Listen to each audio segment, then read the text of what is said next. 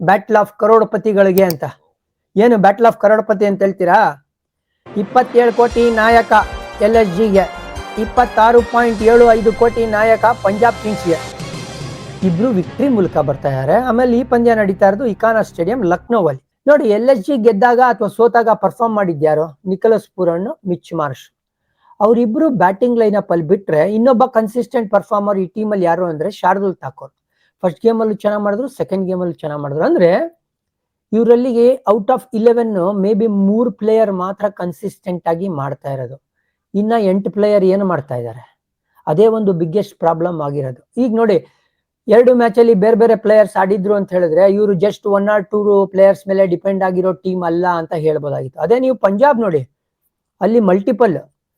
ಅಲ್ಲಿ ಪ್ರಿಯಾಂಶ್ ಆರ್ಯ ಓಪನಿಂಗ್ ಅಲ್ಲಿ 47 impressive runs ಅಂತ ಹೇಳಿದ್ರೆ, ನಾಯಕ ಫಸ್ಟ್ ಗೇಮ್ ಅಲ್ಲಿ 97. ಶಶಾಂಕ್ ಸಿಂಗ್ ಯಾವ ತರ ಒಂದು ಫಿನಿಶ್ ನ ಮಾಡ್ಕೊಟ್ರು.